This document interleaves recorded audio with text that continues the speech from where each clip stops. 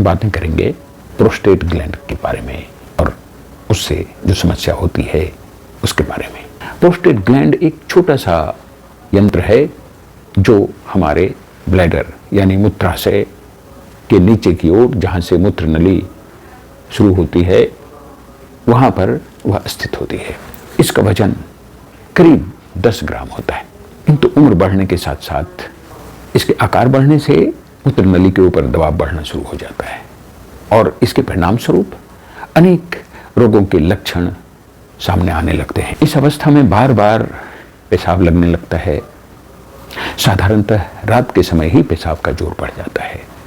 पेशाब करने में भी रोगी को अनेक प्रकार की असुविधाएं महसूस होने लगती हैं। इस रोग में मूत्र स्राव क्षीण हो जाता है और मूत्राशय में संचित मूत्र एक साथ नहीं निकल पाता है।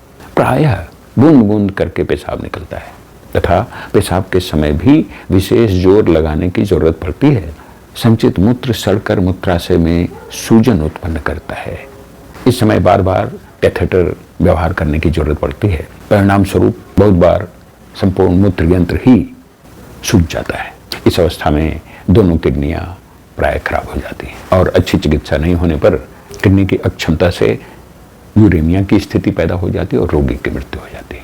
प्रोस्टेट ग्लैंड की वृद्धि 50 वर्ष की उम्र होते होते सैकड़े में 30 लोगों को यह बीमारी हो जाती है।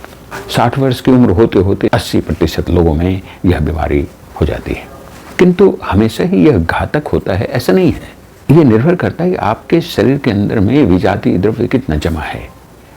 शरीर अंदर से जितना खराब होगा, आपके शरीर में रोग उतने ही कठिन आकार में प्रकट होता है। वैसे तो यह कहा जाता है कि इस रोग के कारण का पता नहीं लगता, लेकिन शरीर के विकार युक्त अवस्था के कारण जैसे दूसरे रोग उत्पन्न होते हैं, उसी तरह यह रोग भी उत्पन्न होता है। इसकी सबसे अच्छी चिकित्सा है अपने शरीर के विकार को ज़्यादा से ज़्यादा बाहर निकालना। विकार रहित शरीर हो जाता है तो इसका सूजन भी खत्म हो जाता है। इसके लिए सबसे पहले तो अपने खान पान में सुधार करने की जरूरत है। खान पान में फलों और सब्जियों का अधिकाधिक सेवन करना जरूरी है। कुछ दिनों तक प्रतिदिन पेट के ऊपर गर्म ठंडा का सेक दें, एनिमा लें, हल्का स्टीम बाथ लें, गर्म ठंडा ही बाथ लें, हॉट फुट बाथ लें। नींबू के रस के साथ पानी पीना चाहिए ज़्यादा से ज़्यादा। यथेष्ट मात्रा में फल, सलाद, उबाली हुई तरकारी का सूप, कच्ची साग सब्जियों का रस लेना चाहिए। चीनी, मिठाइयाँ, दूध और दूध से बने हुए जितने भी सामान हैं उसे तो तत्काल बंद कर देना चाहिए। यदि आप उपवास रख सकते हैं तो बहुत ही अच्छा। यह रोग अपने आप धीरे धीरे खत्म हो जाता है। इस प्रकार जब अनेक उपायों से शरीर विकार रहित हो जाता है, तब सामान्य स्थानीय चिकित्सा से ही रोग भी मिट जाता है। इस रोग की प्रधान स्थानीय चिकित्सा ही है गर्म ठंडा कटिया स्नान, हिप बाथ। यदि यह संभव न हो तो पेरिनियम के ऊपर रोज एक बार गर्म ठंडा सेक देना, पट्टी देना उचित है। पेरिनियम किसको कहते हैं?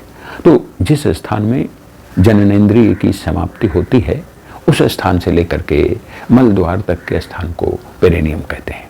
इस स्थान के ऊपर प्रतिबार 5 मिनट के लिए गर्म सेक देकर बाद में 5 मिनट के लिए ठंडा कर देना उचित है तथा एक साथ यह 3 बार करना जरूरी है। जब पेशाब में कष्ट होता है तब दोनों पांव टब के बाहर रखकर केवल गर्म पानी में बैठने से ही यथेष्ट लाभ मिल जाता है। इससे मूत्र नली शिथिल हो जाती है, फैल जाती है तथा सहज ही पेशाब उतर आता है। इस प्रकार की चिकित्सा कुछ दिन चलाने से प्रोस्टेट ग्लैंड स्वाभाविक हो जाता है तथा इसके फलस्वरूप मूत्र स्राव सरल हो जाता है। रोगी को यथासंभव ब्रह्मचर्य का पालन करना चाहिए।